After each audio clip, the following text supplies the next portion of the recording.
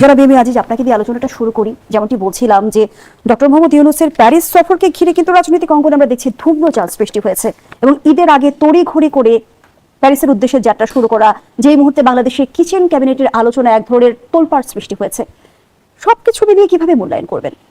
দেখেন, ওখানে যা কি করছে এটা তো আমাদের কাছে প্রমাণ নাই, তবে মাস মিডিয়া এটা নিয়ে কথা হচ্ছে। তিনি 27 তারিখে ভোর 7টার সময় টার্কিশ এয়ারলাইন্সে প্যারিসে চলে গেছেন। সে ভিআইপি মর্যাদা নয়, সে আসলে গোপনে চলে গেছেন। এটার উপরে তার সাথে তার এক বান্ধবী আছে। তো ওখানে গিয়ে শোনা যাচ্ছে আইরিশ রিপাবলিকান আর্মি, রাশিয়ান বাহিনী, তাদের সাথে আলোচনা হচ্ছে, বলা হচ্ছে।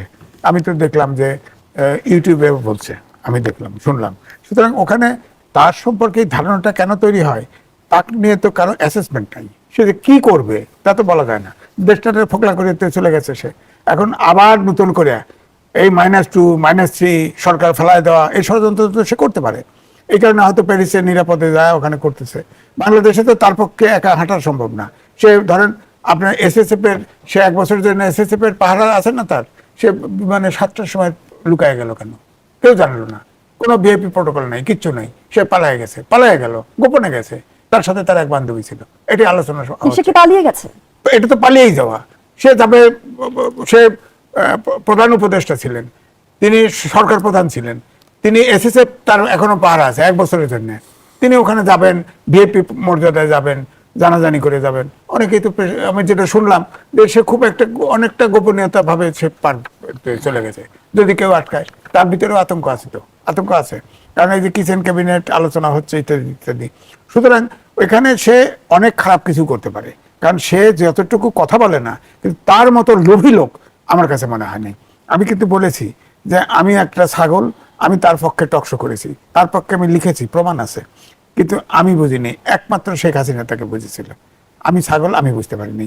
আমি এই টকশোতে তার পক্ষে গিয়ে অনেক হ্যাকেল হয়েছি, কিন্তু লিখেছিও তার পক্ষে। তারপরেও আমি দেখলাম যে আমার কাছে মনে হয়েছে সে একটা জাতীয় সম্পদ। সে যদি আসে, সে নিজেও বলতো যে দেশে নানান রকম অর্থ সাহায্য ইত্যাদি ইত্যাদি আসবে, দেশটা আপনার সিঙ্গাপুর হয়ে যাবে, অমক হয়ে যাবে ইত্যাদি ইত্যাদি। কিন্তু সে আসার পরে দেশটা একদম ফোকলা করে ফেলছে, তরুণ সমাজ ধ্বংস করে দিছে। তরুণদের কোনো আর সুযোগ নেই, তরুণদের শেষ। অর্থাৎ 3-4টে জেনারেশন সে শেষ করে দিছে। একটিবারের জন্য বলে নাই যে নেপালের তরুণরা আন্দোলন করেছে। 25 বছরের একটা ছেলে প্রধানমন্ত্রী। হ্যাঁ, এখন তো ওইরকম যদি সে করতো, সে ক্ষমতার লিপসা না করে যদি নির্বাচন দিত, তাহলে আওয়ামী লীগের অবস্থা ঠিক নেপালের মতো হতো এবং তরুণরাই জিততো। এই তরুণদেরকে ব্যবহার করেছে, মব করে, এই করে সেই করে করে মব তরুণদেরকে এত বিতর্কিত করে ফেলছে, এই তরুণদের আর কোনো সম্ভাবনা নেই। আবার আগামী আপনার 50 বছর এই তরুণরা আর কোনো আন্দোলন করতে পারবে না, এদেরকেও বিশ্বাস করবে না। তরুণদের কাহিনী তো অনেক শুনতেছি, আগেও শুনেছি, এখনো শুনছি। এই তরুণদেরকে একটা বার বলে নাই লেখাপড়া করো, বাবারা এটাও করো, সবসময় বলছে তোমরা উদ্যোক্ত হও। সে একজন কি ব্যবসায়ী, 2 নম্বরই ব্যবসায়ী, সবাই 2 নম্বরই ব্যবসায়ী ঢুকাইতে চায়। তার নামে দেখেন কত কিছু করছে। এই যে দিয়ে বাড়ি উত্তরা যান, অর্ধেক কিনে ফেলছে সে, কিন্তু তার ব্যক্তিগত নামে না, হয় গ্রামীণ ফোনের নামে, নাহলে ওই গ্রামীণ ব্যাংকের নামে ইত্যাদি ইত্যাদি করছে। তো সুতরাং এখন সে বিদেশে গেছে। বিদেশে এখন তো যাওয়ার তার দরকার ছিল না, সে গেছে। যাওয়ার পরেও এত সকালে কেন গেল? সে আর একটু ভিআইপি মর্যাদা জানাজানি করে সে পেপার পত্রিকায় দিয়ে যাবে না? কোনো খবর নাই। হঠাৎ করে মাস মিডিয়ার মাধ্যমে আমরা শুনতেছি সে বিদেশে গেছে, এবং এও শুনতেছি ওখানে যা বৈঠক করতেছে। এই বৈঠকে সে ধ্বংসাত্মকও করতে পারে, নাও করতে পারে, প্রমাণটা আমাদের কাছে নাই। তবে যেটা শুনতেছি, সে কিন্তু যতই বলেন, আমার মনে হয় ক্ষমতার লোভ কিন্তু তার দারুণ। সে কিন্তু ক্ষমতা ছাড়তে চায় নাই, বাধ্য হয়ে ক্ষমতা ছাড়ছে, এবং সে আবার এই দেশটাকে ধ্বংস করার ষড়যন্ত্র করতে পারে। ক্ষমতায় ছাড়তে না চেয়ে থাকে, তাহলে নির্বাচন আয়োজন কেন করেছিল? নির্বাচন তো বাধ্য হয়ে আয়োজন করছে। কারণ আমি আগেও বলেছি যে বিএনপি ইউনূসের ফাটাবাসী সিফাত করছে, খালি প্রতিবাদ করে না, খালি কোনো মতে নির্বাচন চায়, করতে করতে 18 মাস পার দিছে। 18 মাস পরে নির্বাচন দিছে। তো এই জন্য আমি বলছি যে ইউনূস তো নির্বাচন দিতে চায় নাই। আর আমাদের পলিটিশিয়ানরা, যে ছাত্ররা, তাদেরও এবং আর্মি সব মিলেই তো এটা করছে। তাদের মাথায় ধরে নাই যে ইউনূস এই একটা ভ্যাকুয়াম তৈরি করে ফেলবে, নেপালের মতো ইলেকশন দিয়ে দিত। কিন্তু অন্তর্বর্তীকালীন সরকার আমরা দেখলাম যে শাসনামল 18 মাস দীর্ঘায়িত হলো, এজেন্ডা বাস্তবায়ন হয়েছে কি? কিচ্ছু হয়নি। সে তো নিজের এজেন্ডা বাস করে ছাত্রদেরকে নানান জায়গায় বিতর্কিত করছে, নানান জায়গায়। আগে তো ছাত্ররা টকশোতে আসতো, V8 গাড়িতে চলে আসতো। আরে ভাই, ভ্যান গাড়ির থেকে রুটি খাইতো, তারা V8 গাড়ি তোলে। এখন তো ওই যে শুনলাম city corporation Chittagong city corporation 25 কোটি টাকা লয়ে গেছে দুইজন ছাত্র। বলেন এদের ভোট দিবে কেউ? ভোট দিবে? আর কেউ কি তারা লিডারশিপ কেউ মানবে? এখনো তারা করতেছে। দেখেন এই জন্য বলছি যে সে এই দেশটাকে নিউ জেনারেশন ধ্বংস করে দিচ্ছে বিজ্ঞানের যুগে, এবং দেশটাকেও সে একদম ব্যাংকরাপ্ট বানায় দিচ্ছে। অসংখ্য ধন্যবাদ জানাচ্ছি জনাব এম এ আজিজ। জনাব আনিস আলমগীর, আমরা অন্তর্বর্তী সরকারের শাসনামলেই শুনেছিলাম সেফ এক্সিট প্রসঙ্গটি। ডক্টর ইউনূসের এই প্যারিস সফর কি কোনোভাবে সেফ এক্সিটের সেই, যদি আমরা বলি যে, অংশ কিনা? না, আমার মনে হয় এটা একটা ভুল বোঝাবুঝি হচ্ছে যে সে বাংলাদেশ হচ্ছে তার জন্য একটা সোনার হাঁস। এখান থেকেই তো নিয়ে খাবে, এখান থেকে তো কোটি কোটি টাকা সরকারে কোষাগারে সে দেয় না, যত দুর্নীতি যত তার ব্যবসা সবকিছু তো এখান থেকে সে সেফ এক্সিট নিয়ে কোথায় যাবে? কারণ এক্সিটের প্রশ্ন কখন আসে? যখন আপনি তার বিরুদ্ধে মামলা করবেন সে ধারণা করে। কিন্তু জনাব এম এ আজিজ যেমনটি বলছিল তিনি পালিয়েছেন, আসলেই কি তাই? আমার মনে হচ্ছে না উনি পালিয়েছেন। উনি ওখানে কোনো ষড়যন্ত্র করতে গেছেন, বা ওনার তো বিদেশ ছাড়া ওনার বাঁচে না। যেমন দেখেন না আপনি 14 মাসের শাসন এসে 14 বার বিদেশে গেছে, এবং বাপ টাকা খরচ করে ওর রাজকীয় করে বিমান ভাড়া করে যতগুলো লোক নিয়ে গেছে। তো এবার তো তার বান্ধবী ছাড়া, উনি যেটা বললেন তার কথিত বান্ধবী ছাড়া আর কেউ কে গেছে আমি জানি না। বাট আমি মনে করি যে এটা তার পার্সোনাল সফর, আর কিছু ষড়যন্ত্র যেগুলো আভাস পাওয়া যাচ্ছে হইতে পারে, এটা আমি এখনো জানি না। কিন্তু এখনো পর্যন্ত প্রকাশ্যে যে নিউজগুলো আসছে, সেখানে প্যারিসের মেয়রের সাথে বৈঠক করেছিল, আরেকজন ছোটখাটো কোন একজন ক্রেডিট প্রোগ্রামে একটার সাথে দেখা হয়েছিল, যে এনজিও প্রোগ্রামে, এটা ফ্রান্সের এক মন্ত্রী ছিল। সেখানে তরুণীদের, আগামী প্রজন্ম তরুণ নেতৃত্ব আসবে, তরুণীরাই দেবে, এই জাতীয় মানে বাকওয়াজ বক্তৃতা যেটা সে সবসময় দিয়ে আসে, ওই ধরনের একটা বাকওয়াজ বক্তৃতা দিয়েছে। আমি যতটুকু জানি সে 3 তারিখে চলে আসবে, 3 জুনে চলে আসতেছে। কারণ বাংলাদেশ ছেড়ে কেন যাবে? এই সরকার তো তাকে এমন কোনো বাধা দেয় নাই। এই সরকার তো এখন পর্যন্ত যেটা চালাচ্ছে সেটা ইউনূসের এক্সটেনশন হিসেবে চলতেছে। ইউনূসের অপকর্ম যা আছে তার বিরুদ্ধে কোনো ব্যবস্থা নাই। ইউনূস 600 ছেলেকে শিশুকে মেরেছে, মানে হত্যাকারী ইউনূস এবং তার আরেক বান্ধবী মিলিয়ে। কই সেগুলো নিয়ে তো কোনো বিচার নাই, কোনো কথা নাই, শব্দ নাই, সরকারের তরফ থেকে কোনো টু শব্দ করছে না। মাঝে মাঝে বলে, মানে ইউনূস দায়ী সেরকম কোনো কেউ বলছে না, মন্ত্রী থেকে শুরু করে সর্বোচ্চ পর্যায়ে থেকে কেউ ইউনূসকে দায়ী করছে না। ইউনূস গণতন্ত্র হত্যা করছে বাংলাদেশে, যে 18 মাসে যেভাবে সমাজকে বিনষ্ট করছে, যেভাবে মানে কি করব, প্রত্যেকটা সেক্টর নষ্ট করে দিয়ে গেছে। তার জন্য তাকে জবাবদিহিতে আনার জন্য বারবার যখন রিট করা হয়েছিল, তার দুর্নীতি নিয়ে কথা উঠছিল, কোনো কিছুই আইনের ধোয়ার ছোঁয়ার বাইরে ছিল সে। কারণ এগুলো সব ডক্টর আদালত থেকে ইউনূসের ফেলে দিচ্ছে। রহস্যজনক নীরবতা কেন? এর পেছনে কোনো কারণ আছে কিনা? ইউনূস সম্পর্কে সরকারের নীরবতা, রহস্যজনক এক নীরবতাই তো বলছেন। এটাই হচ্ছে যে সেফ এক্সিট যেটা আপনি বলছেন, ওই এক্সিটের পার্ট। ওই এক্সিট মানে হচ্ছে যে দেশ ছেড়ে চলে যাওয়া না। ওই এক্সিট মানে হচ্ছে যে আমি যত দুর্নীতি করেছি, আমার সাংঘাতরা যত কোটি কোটি টাকা মেরেছে, দেশে বিদেশে পাচার করেছে, এগুলা নিয়ে তুমি কিছু বলতে পারবে না, তোমাদেরকে ক্ষমতা এনে দিচ্ছি। এই জাতীয় একটা এগ্রিমেন্ট তাদের মধ্যে হয়েছে বলে ফেব্রুয়ারি 2025-এ এটা বলা হয়। এবং ডক্টর ইউনূস সম্পর্কে সরকারের যে মনোভাব, এবং বিরোধী দল জামাত সহ অন্যরা যেভাবে কথা বলতেছে যে সেই অংশের সেই চুক্তির অংশ কিনা যে তার সম্পর্কে নীরব থাকা, এটা কিন্তু মানুষের মনে প্রশ্ন দেখা দিয়েছে। ইউনূস আবার আরেকটা বাতাস তুলে দিয়েছে যে তাকে রাষ্ট্রপতি করা হতে পারে। ইউনূস এবং তার চেলারা, যেমন ওই যে ডাস্টবিন শফিক গ্রুপ, আরো যারা আছে, এরা এমন একটা বাতাস তুলতেছে যে ইউনূসকে আবার ক্ষমতায় আনা হবে। এবং তারা কিন্তু কেউ ত্যাগ করে না। ইউনূস কয়দিন ধরে একটু নীরব ছিল, কিন্তু তার যে সাঙ্গপাঙ্গা যারা ছিল, এই যে আরেকটা আউট, ওর নাম কি জানি, সিনেমা বানায় ফারুকি, ও সহ সবগুলো আবার ইউনূসের চাটাচাটি শুরু করে দিয়েছে। এই চাটাচাটির অর্থ হচ্ছে যে ওরা একটা ইমপ্রেশন দিতে চায় পাবলিকের কাছে যে ইউনূস কিন্তু শেষ হয় না, ইউনূস আবার আসতেছে, ক্ষমতা আসতেছে। তাকে মুদ্রার ও পিঠের গল্প তো আছে, আমরা তো দেখছি উপদেষ্টা পরিষদের সদস্যরাই এখন কিচেন ক্যাবিনেটের কথা বলছে। না, কথা ছিল যে উনি সেখানে যে গিয়েছেন, ষড়যন্ত্রের যে বিষয়টা এখন সোশ্যাল মিডিয়ায় উঠেছে, দুটা সশস্ত্র অর্গানাইজেশনের সঙ্গে তার বৈঠক, যেগুলো বিভিন্ন দেশে গুপ্ত হত্যার জন্য লোক পাঠায়, ওই ধরনের অর্গানাইজেশনের সাথে ওনার এই মুহূর্তে বৈঠকের কেন দরকার হলো? তার মানে কি উনি বাংলাদেশে আরেকটা এই ধরনের কোনো টালমাটাল পরিস্থিতি সৃষ্টি করতে চান কিনা? এগুলো সব আলোচনা, এগুলো স্পেকুলেশন। আমি পার্সোনালি এটা বিলিভ করছি না, আবার ফেলেও দিচ্ছি না। 11 সময় আমরা দেখেছিলাম -2 ফর্মুলা বেশি আলোচিত ছিল, বর্তমান সময়ে একই ফর্মুলার কথা বারবার বলা হচ্ছে। আছে, এই সরকারকে যদি করতে পারে, মাইনাস করতে পারে, মনে করেন 5 অগস্ট দিয়ে বাংলাদেশের সবচেয়ে বড় একটা রাজনৈতিক দল তাকে আপনি মাইনাস করে দিয়েছেন। এখন যদি আরেকটা বড় রাজনৈতিক দল যারা এখন ক্ষমতায় আছে তাদেরকে যদি আপনি মাইনাস করতে পারেন, তাহলে কার সুবিধা হবে? তাহলে সুবিধা হবে জামাত আর এনসিপি বা ওই গং উগ্র দক্ষিণপন্থী যারা আছে, তো তাদেরও তো খায়েশ আছে যে তাহলে বাংলাদেশের রাষ্ট্র ক্ষমতায় যেতে চায়। এবং আপনি ইউনূস সম্পর্কে যদি কোথাও সোশ্যাল মিডিয়ায় কমেন্ট করে দেখেন বা কোনো আলোচনা করে দেখেন, দেখবেন যে যাকে বট বাহিনী আপনাকে আক্রমণ করছে, এবং তার মানে জামাত এবং এই যে এনসিপি আক্রমণ করছে, এবং তার মানে সে তাদের গুরু হিসেবে আছে, তাদেরকে প্যাট্রোনাইজ করেছে। তারাই তো চেয়েছিল যে ইউনূসকে আর 5 বছর রাষ্ট্র ক্ষমতা রেখে দিতে, যাতে করে এই উগ্রবাদের চর্চা আরো ভালো করে হতে থাকে এবং বিভিন্ন জায়গায় তারা শিকড় গজাতে পারে। এখন যে শিকড় গড়াচ্ছে, যে ভেরি রিসেন্টলি যে দুইটা, আপনি হয়তো ওই প্রসঙ্গ আসবেন, যে কুমিল্লার কথা বলছে, যে কুমিল্লা জেলা পরিষদ থেকে যে টাকা নিয়ে গেছে, দেখা যাচ্ছে যে একজন সমন্বয়ক নিয়েছে 10 কোটি টাকা, আরেকজন সমন্বয়ক নিয়েছে 15 কোটি টাকা। কিন্তু তার থেকেও বড় খবর আছে, আজকে আরেকজনে বলতেছে যে 120 কোটি টাকার মতো নিয়ে গেছে জামায়াতে নায়েবে আমি তার এলাকার জন্য। আমি জানি না সত্যতা কতটুকু, এটা উনি হয়তো জবাব দিতে পারবেন, যেহেতু অভিযোগ উঠেছে। তো তার মানে কি, আর পার্শ্ববর্তী অন্যান্য উপজেলাগুলোতে পেয়েছে 10 লাখ 20 লাখ করে, কোথায় লাখ আর কোথায় কোটি। তার মানে এগুলো কিভাবে পেয়েছে ইউনূস? তার মানে ইউনূস যে শাসনটা চালিয়েছিল 18 মাসের, যে পুরোটাই তো ছিল এই জামাত আর এনসিপির শাসন। তার সরকারে তারা ছিল, তাদেরকে টাকা দিয়ে তারা তাদের এলাকাগুলোতে ডেভেলপমেন্ট করেছে, ভোট আদায় করেছে, নীল-নকশার নির্বাচন করেছে। সো ইউনূসের পক্ষে অস্বাভাবিক কিছু না, সে যদি ক্ষমতার গন্ধ পায় তাহলে যে কোনো কিছু করতে হবে। মানে বাংলাদেশে আরো যদি কয়েক লক্ষ লোক মারতে হয়, তাহলে ইউনূস সেটাও করতে আগ্রহী, তার কোনো ইয়ে নেই। সে গিয়েছে তার সুবিধা অনুযায়ী, আবার চলে আসবে। আমি জানি সে 3 তারিখে আসবে, এবং ওইখানে যে পালিয়ে আছে সেটা ঠিক না, ওইখানে বিভিন্ন কর্মসূচিতে অংশ নিচ্ছে। তবে গোপনে গিয়েছিল, এবং তার জন্য ওখানে প্যারিসে আওয়ামী লীগের লোকজন বা বাংলাদেশি অনেকেই আগ্রহ করে অপেক্ষা করছিল ডিম মারার জন্য। সে গোপনে আরেক দরজা দিয়ে চলে গেছে, তাদের সাথে দেখা হয় না। এবং কোন হোটেলে আছে এটা নিয়ে ধূম্রজাল ছিল। রাস্তায় একটা ছবি আছে, সে আর তার কথিত বান্ধবী হেঁটে যাচ্ছে, এটা দেখে মনে হতে পারে যে প্যারিসে বোধহয় খুব নিরাপদে হেঁটে যাচ্ছে। না, এগুলো হচ্ছে সিম্বলিক।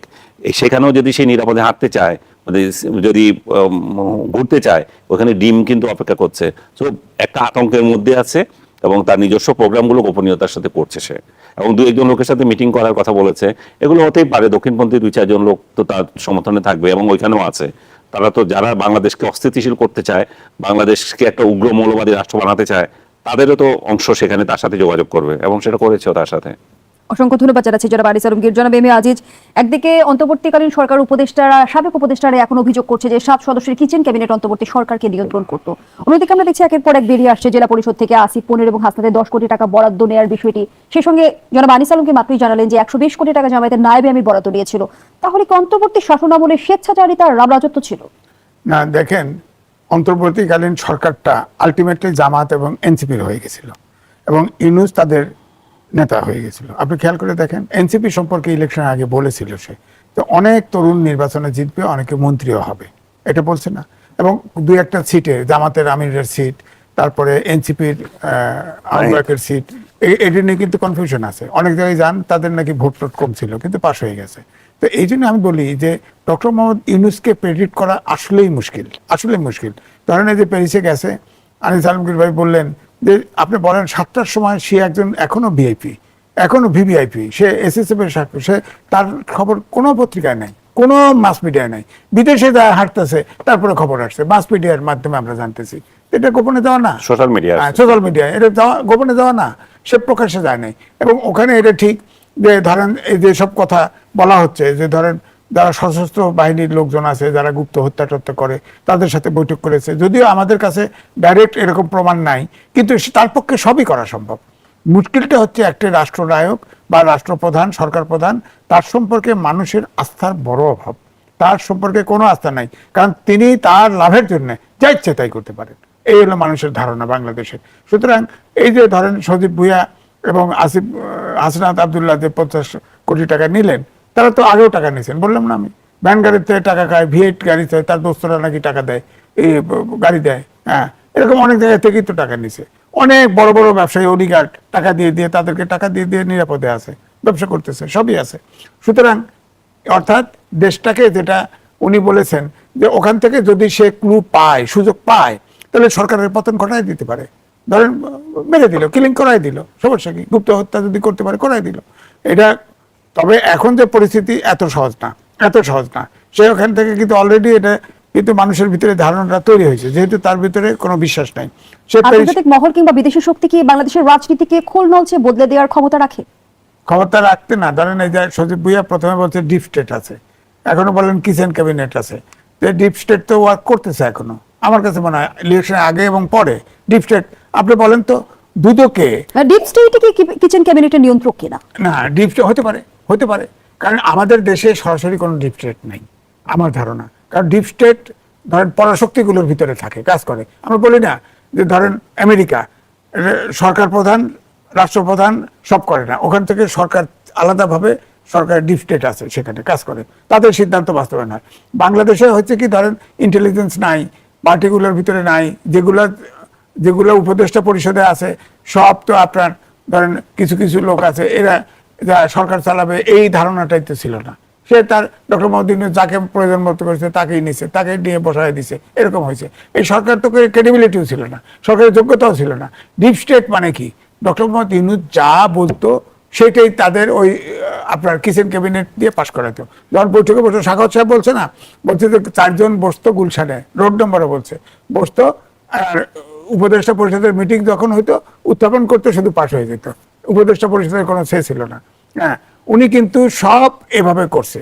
এখন ধরেন দুদকে উপদেষ্টা পরিষদের ডক্টর মোহাম্মদ ইউনূস সহ অনেকের অভিযোগ আছে, লিখিত অভিযোগ। ব্যারিস্টার সারোয়ার তিনি অভিযোগ করেছেন, মুসলিম লীগের প্রেসিডেন্ট উকিল সাহেব, ওনার নামটা ভুলে গেছি, মহাসিন তিনি অভিযোগ করেছেন। তদন্ত হয় না কেন? অন্তর্বর্তী সরকার তো আমরা দেখেছি রাষ্ট্র কাঠামোর আমূল পরিবর্তন করতে চেয়েছিল, রাষ্ট্র সংস্কারের স্বপ্ন দেখিয়েছিল। সেই অন্তর্বর্তী সরকারের ভেতরেই যদি অসঙ্গতি থাকে তাহলে আসলে সংস্কার প্রক্রিয়া আস্থা রাখবে কি জনগণ কিংবা রাজনৈতিক দল? সেই অন্তর্বর্তী শাসন আমলে যদি এত অসঙ্গতি থাকে তাহলে আসলে রাষ্ট্র সংস্কারের প্রক্রিয়া আস্থা রাখতে পারবে কি জনগণ? দেখেন, 133টা অধ্যাদেশ জারি করেছিল অন্তর্বর্তীকালীন সরকার। 18 দিয়ে ভাগ করে দেখছি, প্রত্যেক দিন 4.06 অধ্যাদেশ জারি করতে হয়েছে, এবং অধ্যাদেশ লিখে হচ্ছে মিনিস্ট্রির একজন ডেপুটি সেক্রেটারি অথবা জয়েন্ট সেক্রেটারির নেতৃত্বে, তারা কিন্তু আইনজীবী না। তো সুতরাং প্রত্যেকটা অধ্যাদেশ কিন্তু নতুন করে আইনজীবী দিয়ে, অর্থাৎ বিজ্ঞ আইনজীবী দিয়ে এটা রিরাইট করে আইন করা দরকার, আইন তো দৈনিক হবে না। তো এখন এই যে অধ্যাদেশ, ধরেন এই যে বর্তমান যে প্রেসিডেন্ট, তিনি তো কালের কণ্ঠে ছাপা হয়েছে, অনেক অধ্যাদেশ তিনি জারিই করেন নাই, তিনি জানেনই না, তার নামে ঘোষণা হয়ে গেছে। কালের কণ্ঠে ছাপা হয়েছে না, তার সাক্ষাৎকার ছাপা হয়েছে। তো এখন এই জন্য বলছি যে এই যে অধ্যাদেশগুলা, তবে হ্যাঁ, অভ্যুত্থানের শেষে ছিল ফ্যাসিবাদের বিলোপ। তার মানে হচ্ছে একটা আইনের গণতন্ত্র, আইনের শাসন, সুশাসন চাই। যে জায়গায় গণতন্ত্রের জন্য, আইনের শাসন, সুশাসনের জন্য যেখানে যেখানে আপনার সংস্কার দরকার, সেগুলো তো ইউনিট সরকার অধ্যাদেশ জারি করুক আর না করুক, এই বর্তমান পার্লামেন্ট তো করা উচিত ছিল। কিন্তু পার্লামেন্ট তো কোনো কিছু তো আমি দেখি ওইভাবে করতেছে না। কিন্তু একটা আইন করছে, কিন্তু আপনার আওয়ামী লীগকে নিষিদ্ধ রেখে সন্ত্রাসবিধি আইন এটা করছে। জামাত বসেছিল, ভাবছে আওয়ামী লীগ নিষিদ্ধ হয়ে গেছে, বাহ চুপ, এনসিপি কিন্তু বাইরে গেছিল। এখন এই যে আইন 1974 সালে স্পেশাল পাওয়ার অ্যাক্ট আছে, এই অ্যাক্টে 15ই আগস্টের পরে মোস্তাক যে জেলে ঢুকেছিল, 80% লোক এই স্পেশাল পাওয়ার অ্যাক্টে ঢুকেছিল।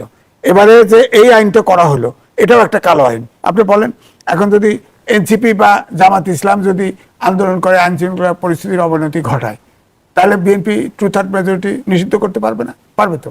আবার ধরেন জামাত যদি ক্ষমতায় যায় পরে, এই আইনে বিএনপিকে নিষিদ্ধ করতে পারবে না।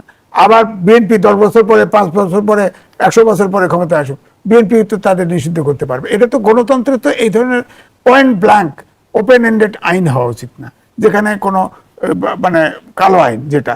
তো এই জন্য বলছি যে দেশে যেটা বলা হচ্ছে গণতন্ত্রের পথে হাঁটা, সেটা আমার কাছে প্রশ্নবিদ্ধ। এখনো তারেক রহমান বিলেতে 17 বছর ছিল, তিনি চেষ্টা করতেছেন, হয়তো তিনি তার যে নির্বাচনী ইশতেহারে যা কিছু প্রতিশ্রুতি দিয়েছিল সেগুলো এক এক করে বাস্তবায়ন করতেছে। কিন্তু দেশে তো অর্থ নাই, বিনিয়োগ নাই, ব্যবসা নাই, কি করবে বলেন? এই সামনে বাজেট তো শুনলাম যে 9 লাখ কোটি টাকা, 9,30,000 কোটি টাকা বাজেট হবে। এই টাকার জন্য তো IMF এ ঘুরতেছে, IMF তো টাকা দিতে চাইছে, ওয়ার্ল্ড ব্যাংকে, ADB-তে ঘুরতেছে টাকার জন্য। এই টাকা আগে তো 24 লাখ কোটি টাকা লোন করে রেখে গেছে ইউনুস, তাহলে ওই লোন শোধ করবে নাকি এই টাকা দিবে বলেন? এই বিদ্যুৎ ক্রাইসিস, লোডশেডিং হয়, হ্যাঁ, আদানির যে ইউনিট এটা বন্ধ হয়ে গেছে, তার অনেক টাকা বকেয়া, হ্যাঁ, ইউনিট সরকারও কিছু, এই সরকারও কিছু দিচ্ছে, কিন্তু আদানি তো পুরো বিদ্যুৎ দিচ্ছে না। তো এই জন্য সর্বসেক্টরের সমস্যা, ধরেন বিদেশে আমাদের প্রবাসী এখন চতুর্থ শিল্প বিপ্লবে উচ্চ বিজ্ঞান সম্পন্ন শিক্ষা ব্যবস্থা, আমাদের দেশে শিক্ষার কোনো সংস্কার কমিশন হয়নি। হ্যাঁ, এখন তরুণরা শুধু এমপি হতে চায়, সোজা মন্ত্রী হতে চায়, তার শিক্ষার ব্যাপারে কোনো আগ্রহ নাই। অর্থাৎ জাতিটাকে পুরোপুরি ইউনুস ধ্বংস করে দিয়েছে। রাষ্ট্রের সিস্টেমে যদি গলদ থাকে, তাহলে সেগুলো যদি আসলে পরিশুদ্ধ না হয়, নির্বাচিত সরকার কতটা স্বাধীনভাবে কাজ করতে পারবে? হ্যাঁ, দেখেন বিষয়টা হলো সারা দেশে 54 বছর দেশ স্বাধীন হয়েছে, 55 বছরে পড়ছে। আমরা কিন্তু জাতি গঠনের ব্যাপারে কোনো সরকার কিন্তু কোনো লক্ষ্য করে নাই জাতি গঠন। দেখেন বাংলাদেশে প্রায় 12 প্রকারের ইংরেজি, বাংলা, আলিয়া, কওমি মাদ্রাসা আছে। সবাইকে মাস্টার ডিগ্রি দেওয়া হয়, যার ফলে কোনো জাতীয় ইস্যুতে আমরা একমত হতে পারি না। আমরা কোনো জাতি, এটা তো বিপ্লব হয় না, অভ্যুত্থান তো বিপ্লব হয় নাই। আরে 62 লেনিনও তো 2 যুগ লাগছে কালচারাল বিপ্লব করতে, মানুষের মনোজগৎ পরিবর্তন করতে। আমরা তো কোনো জাতি গঠন করি নাই। এখন তো জাতি গঠন করিনি, এখন যে জায়গায় হাত দেয় সেখানেই দুর্নীতি, সেখানেই স্বজনপ্রীতি। আপনি দেখেন কিভাবে এ দেশ ঠিক হবে? আমি তো, আমার মাথায় দেয় না। এই যে এআই চালু করছে, বলেন ট্রান্সপোর্ট সিস্টেম, ব্যাটারি চালিত রিক্সা চলে, কেউ তো একদিক থেকে ট্রাফিক ছেড়ে দিচ্ছে, আর একদিক দিয়ে আসতেছে। হ্যাঁ, এআই আছে, লন্ডনেও গেছে, লন্ডনে পরিবার সহ 10 দিন ছিলাম, দেখেছি এআই সব নিয়ন্ত্রণ করতেছে, কোনো লোক নাই। লন্ডনে এত পুরনো শহর, হ্যাঁ, সেখানে দোতলার উপরে বাড়ি নাই। আমরা তো সব টাকা খায় সব 20 তলা 12 তলা পারমিশন দিয়ে দিয়েছি। এখন ওখানে যে গাড়ি চলতে হবে, 7% একটা আইডিয়াল শহরে কমপক্ষে 25% ফাঁকা থাকতে হয়, আমাদের আসে 7%। তারা আবার ফুটপাত দখল করে। এই সরকারের আমি শুনলাম যে ফুটপাতও নাকি আবার তাদেরও ট্যাক্সের আওতায় আসবে। তো মানুষ চলবে কোথায়? মানুষ থাকবে কোথায় বলেন? দেশটা চলবে কি? অসংখ্য ধন্যবাদ জানাচ্ছি জনাব এম এ আজিজ। জনাব আনিস আলমগীর, বাংলাদেশের রাজনীতিতে একদিকে আলোচনা ডিপ স্টেট, অন্যদিকে কিচেন ক্যাবিনেট, অন্যদিকে প্রশাসনিক সিন্ডিকেটের কথা আমরা বহুদিন ধরে শুনে এসেছি। এবার আমলাতন্ত্রের রাজনীতিতে প্রভাবের কথাও শোনা যায়। রাজনীতির চ্যালেঞ্জগুলো কি? রাজনীতির চ্যালেঞ্জগুলো রাষ্ট্রটা স্থিতিশীল করা, প্রথম সৌহার্দ্য আনা, এগুলো এখন রাজনীতির সবচেয়ে বড় দেশটা বিভক্ত হয়ে আছে। আপনি এই বিভক্ত সমাজ নিয়ে রাষ্ট্র চালাতে পারবেন না, রাষ্ট্রের অর্থনীতি থাকবে না। এই যে আজকে রাত 12টা থেকে আবার পেট্রোল, অকটেন, তারপরে আপনার কেরোসিনের দাম বেড়ে গেছে। এই কয়দিন আগে বাড়িয়েছিল 20 টাকা করে বাড়িয়েছিল, এখন আবার যদি 5 টাকা বাড়িয়েছে, 25 টাকা করে বাড়ায় যায়। ডিজেলটা দাম বাড়ায় নাই, তো মানুষ তো নাবিশ্বাস উঠবে যে প্রত্যেকটা জিনিস আপনি দাম বাড়াচ্ছেন। এই যে রিক্সার উপরে এখন অটো রিক্সা যেগুলো ছিল, ব্যাটারি চালিত রিক্সা, এদের উপর কর দিতে হবে। এবং রাষ্ট্রের জন্য একটার পর একটা দুর্যোগ অপেক্ষা করছে সামনের দিনগুলোতে। এই দুর্যোগগুলো যদি সম্মিলিতভাবে মোকাবেলা না করা যায়, যদি একটা আরেকটাকে কিলানোর পরিস্থিতি নেই, একদম সহজভাবে বললে আওয়ামী লীগকে রাজনীতিতে মাইনাস করে এই যে নিজেরা দেশ এগিয়ে যাবে, এই যে চিন্তা করে, রাজনৈতিক স্থিতিশীলতা যদি না থাকে তাহলে আপনার অর্থনৈতিক স্থিতিশীলতা থাকবে না। সেখানে বারবার হোঁচট খেতে হবে এবং বলবে যে আপনারা আওয়ামী লীগকে আনার জন্য কেন উদ্বিগ হয়ে গেছেন। আমরা আওয়ামী লীগকে আনার জন্য চাচ্ছি না, আমরা রাষ্ট্রের মধ্যে স্থিতিশীলতা চাই, রাজনৈতিক স্থিতিশীলতা চাই। এই যে একটা ঈদ গেল, অনেক লোক বাড়িতে গিয়ে ঈদ করতে পারে না, এই যে সংস্কৃতি, আপনি এই যে ক্ষোভ, এই যে বিক্ষোভ, যারা পারে না রাজনৈতিক প্রতিহিংসার জন্য, হাজার হাজার লোক এখনো জেলে পড়ে আছে। আপনি এইভাবে সমাজকে বিভক্ত করে ইউনুস যেটা শিখিয়ে গিয়েছে, বারবার বলছি ইউনুসের একটা এক্সটেনশন, সেটাই যদি আপনি চালাতে চান তাহলে স্থিতিশীলতা কোথায় আসবে? কিন্তু জনাব আনিস আলমগীর, আপনি আওয়ামী লীগকে মাইনাস করার কথা বলছিলেন। এই আলোচনাটা রাজনৈতিক মহলে যেমন রয়েছে, তেমনি আওয়ামী লীগ ফিরে আসার জন্য মানসিকভাবে প্রস্তুত কিনা, কিংবা রিফাইন্ড আওয়ামী লীগের আলোচনাটা যে আমরা শুনেছি বিগত সময়ে, সেটির আমরা কোনো ভবিষ্যৎ দেখেছি? সেটা আওয়ামী লীগ জানে তারা কি করবে, কিন্তু আপনি তো একটা নিষেধাজ্ঞা তকমা লাগিয়ে দিয়েছেন। আপনি যখন একটা নিষেধাজ্ঞা লাগিয়ে দেন, যখন স্বাভাবিক চলাফেরায় বাধা দেন, তারা একটা মিছিল করলে আপনি ধরে নিয়ে যাচ্ছেন, তাদেরকে মুক্তি দিচ্ছেন না। এই যে পরিস্থিতিগুলো রয়ে গেছে, এখানে তো রিকনসিলিয়েশনের জায়গা নাই, এখানে তো একজন আরেকজনের প্রতিপক্ষ হয়ে আছে। তো একটা দেশের মধ্যে যদি পারস্পরিক প্রতিপক্ষ থাকে তাহলে সেই দেশটা আগাবে না। একটা দেশকে আপনি একটা পরিবার চিন্তা করেন না, একটা পরিবারের মধ্যে আপনি কিছু লোককে, অর্ধেক লোক বলবো না, সিংহভাগ লোককে আলাদা করে দিলেন। তোদের কোনো অধিকার নাই, তোদের কিছুই নেই, তোরা কেউ জেলে থাকবি, তোরা কথা বললে তোদেরকে পিটাবো। এই যে পরিস্থিতি যদি থাকে একটা পরিবারের মধ্যে, তাহলে সেই পরিবারটা যেরকম আগায় না, তাহলে রাষ্ট্রটাও সেরকম। রাষ্ট্রের মধ্যে আপনি তো এইগুলোকে দেশের বাইরে পাঠিয়ে দিতে পারছেন না।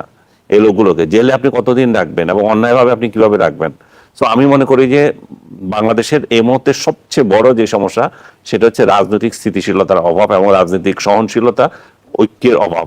এই ঐক্য যদি না হয় তাহলে একটা আন্ডারস্ট্যান্ডিং আসতে হবে ক্ষমতাসীন দলের সঙ্গে, ক্ষমতা বিচ্যুত যারা আছে তাদের সবার সঙ্গে। বিশেষ করে বিএনপির সঙ্গে আওয়ামী লীগের হতে হবে, কারণ আওয়ামী লীগ একটা বড় শক্তি। আপনি তার সাথে যদি আন্ডারস্ট্যান্ডিং এ না যান তাহলে এক ধরনের থ্রেটের মধ্যে থাকবে। এই থ্রেট আপনি আমরা যে ডিপ স্টেটের কথা বলছেন, ডিপ স্টেট তখন আরো বেশি সুযোগ পাবে যে এগুলো খেলা, অদৃশ্য একটা শক্তি, দেশি বিদেশি মিলেই তো শক্তি ক্ষমতাকে কুক্ষিগত করার জন্য। তো সেই জায়গায় তাহলে তারা আরো খেলার সুযোগ পাবে। ইউনুসের মতো বাটপাররা বিদেশে দেশে বসে বসে আরো বাটপারি করতে পারবে।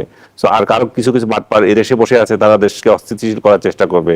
জামাতের মতো প্রতিষ্ঠান ক্ষমতায় যাওয়ার জন্য আরেকটা অস্থিতিশীলতা তৈরি কিভাবে করা যায় সেটা চেষ্টা করবে। তো আপনি যদি সেটা না করেন, আপনি যদি স্বাভাবিক রাষ্ট্র চালাতে চান, তাহলে ঠিক আছে, একটা ইলেকশন হয়ে গেছে, ফেয়ার ইলেকশন হয়নি যেটা অনেকে মনে করে, যে দলেরই যে জাতেরই একটা ইলেকশন হোক, ইলেকশন হয়ে গেছে, অন্তত ইউনুস এই জগদ্দল পাথরের মতো যে রাষ্ট্রের মধ্যে লুটপাট করছিল সেটা থেকে মানুষ রক্ষা পেয়েছে।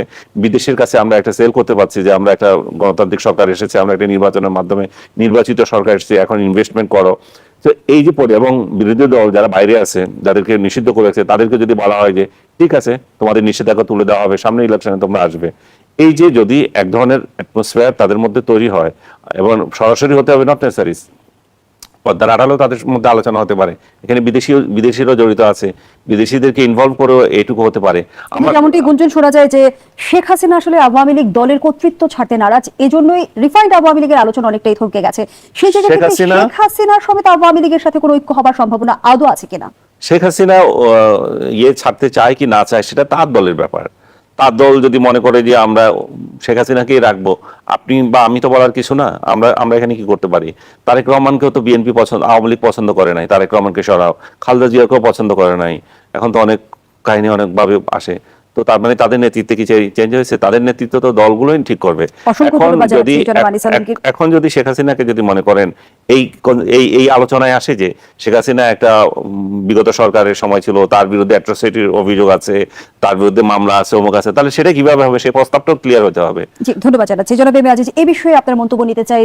আওয়ামী লীগের বিগত 17 বছরের অপশাসন, দুঃশাসন, দুর্নীতির কথা যদি আমরা বলি, সে বিষয়ে বা গণঅভ্যুত্থান পরবর্তী সময়টাই যদি আমরা তুলে ধরি, দল হিসেবে আওয়ামী লীগ কতটা দায়িত্বশীল আচরণ করেছে, কিংবা আওয়ামী লীগ অনুতপ্ত হয়েছে কিনা, আর আওয়ামী লীগ বিএনপির যে ঐক্য বা সমঝোতার কথা বলছিলেন জনাব আনিস আলমগীর, তার কোনো সম্ভাবনা দেখেন কিনা? না, আমি দেখি না। কারণ হচ্ছে এখন যে আমাদের দেশের যে আগের যে রাজনীতির টিউনটা ছিল সেরকমই আছে। অর্থাৎ সরকারি দল বিরোধী দল কখনো একমত হতে পারে না। আমি যেটা বলেছি, যেমন আইন করেছে, এটা একটা ব্ল্যাক আইন, কালো আইন, সেটা না করলেও পারতো। সেখানে তো জামাত সমর্থন দিয়েছে আইনে, এবং জামাত বোঝে নাই তারা বিপদে পড়বে। এখন এই আলোচনাটা কেন আসছে? 3টা সাক্ষাৎকার ভারতে ছাপা হয়েছে। 3টা সাক্ষাৎ, একটা হলো শুভেন্দ্র ভৌমিক, একটা সে অনলাইনে সাক্ষাৎকার নিয়েছে, আমার কাছে 3টেই ধরা আছে। হ্যাঁ, আর পশ্চিমবঙ্গের কি বড় আনন্দবাজারে ছাপা হয়েছে, আর হিন্দুতে ছাপা হয়েছে। শেখ হাসিনা দাবি করেছেন খুব শিগগিরই দেশে ফিরবেন। এটা কোনো পত্রিকায় নাই, এটা আমাদের ইত্তেফাকেও ছাপা হয়েছে, এটা বাংলা ভার্সন সংক্ষেপে ছাপছে, সেখানে লিখছে। আমি এই কোন স্টোরিতে আমার কাছে ধরা আছে, এই স্টোরিতে সব জেলখানা রেডি করো, আমি ফাঁসি প্রয়োজনে ফাঁসি হবো, আমি ফিরতাছি ডিসেম্বরে, এই ভাষা লেখা নেই কোথাও। এটা পত্রিকাগুলো কাটতি বাড়ানোর জন্য এইরকম নিউজ করছে। আর শেখ হাসিনা যেটা বলা হয়েছে, ভারত থেকে যেটা শোনা কথা, এটা কিন্তু বেসিস নাই।